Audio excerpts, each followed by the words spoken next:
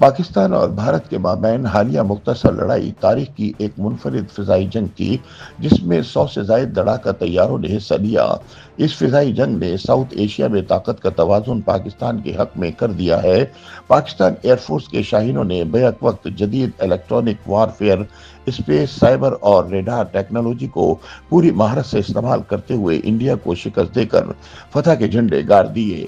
4 روز تک جاری رہنے والی پاک بھارت جنگ کے بعد سے چین کے G-10C طیاروں اور بھارت کے فرانسیسی رافیل طیاروں کے کئی تقابلی جائزے سامنے آ چکے ہیں۔ دفاعی ماہرین کے مطابق اس میں کوئی شک نہیں کہ رافیل دنیا کے بہترین لڑاکا طیاروں میں صف اول کا فائٹر جیٹ مانا جاتا ہے، جس کی دنیا میں دھوم مچی رہی، لیکن پاک بھارت جنگ کے بعد اب یہ سب کچھ تبدیل ہو چکا ہے۔ 6 اور 7 مئی کی شب 12:10 پر بھارت کی ایئر فورس نے رات کی تاریکی میں اپنے 60 سے زائد جیٹ فائٹر Su-30، MiG-29 اور جدید ترین رافیل طیاروں کو جارحیت کے لیے فضا میں بلند کیا، لیکن سامنے شاہینوں کی سیسا پلائی دیوار دیکھ کر اسے شدید دھچکا لگا اور وہ آگے بڑھنے کی جرت نہ کر سکے۔ بھارتی طیاروں نے اپنی حدود میں کئی 100 کلومیٹر دور سے پاکستان کے کئی شہری مقامات پر فضا سے میزائل حملے کیے اور معصوم شہریوں کو نشانہ بنایا۔ جدید میزائلوں اور آلات سے لیس فخر پاکستان KF-17 تھنڈر، معراج اور چین سے حاصل کردہ J-10C طیاروں پر مشتمل شاہینوں نے حملہ کرنے والے بھارتی طیاروں کو سخت رد عمل دیا۔ شہادت کا عزم لیے نکلنے والے فضائی جان بازوں نے ٹارگیٹ کر کے درجنوں ایسے دشمن طیاروں کو نشانہ بنایا جو پاکستانی آبادیوں پر حملہ کر رہے تھے۔ پاکستان ایئر فورس کے شاہینوں نے بھارتی غرور کو خاک میں ملاتے ہوئے بھارت کا ٹھیک ٹھاک معاشی نقصان کیا۔ یوں دوسری جنگ عظیم کے بعد دنیا کی بڑی فضائی جنگ میں طویل فاصلے سے 100 سے زائد جدید جنگی طیاروں نے اپنی فضائی حدود میں رہتے ہوئے جنگ میں حصہ لیا۔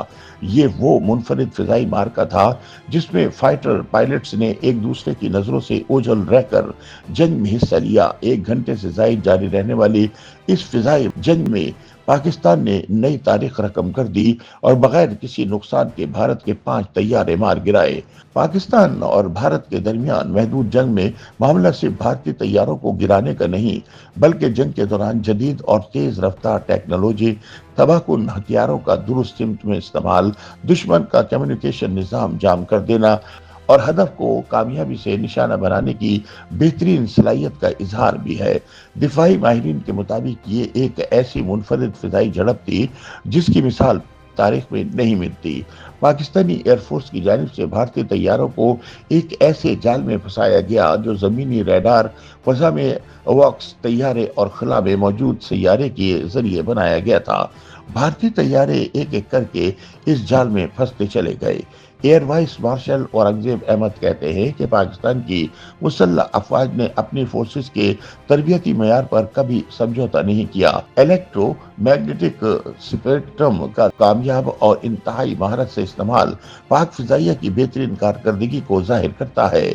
بھارت کے مارے گئے جدید ترین رافیل طیاروں کی پائلٹ کی پریشانی میں پیغامات کی جانچ سے پتہ چلتا ہے کہ اس کے الیکٹرانک میکانزم کو جام کر دیا گیا تھا، جس کے باعث زمینی اور فضائی رابطے غیر فعال ہو گئے تھے۔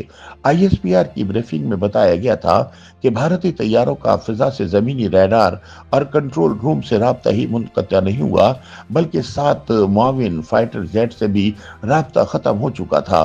زمینی ریڈار اور AWACS طیارے سے رہنمائی، جام کرنے کی صلاحیت اور اسپیس اور سائبر ٹیکنالوجی کے مہارت سے استعمال نے فضائی جنگ کی تاریخ میں نیا باب رقم کر دیا۔ دفاعی ماہرین کے مطابق پاکستانی شاہینوں نے کمال مہارت اور ذہانت سے جدید ترین ٹیکنالوجی کو استعمال کیا اور چینی ساختہ 15PL ایک ریڈار گائیڈڈ طویل فاصلے تک مار کرنے والے ایئر ٹو ایئر میزائل سے دشمن کے جدید لڑاکا طیاروں کو کامیابی سے نشانہ بنا ڈالا۔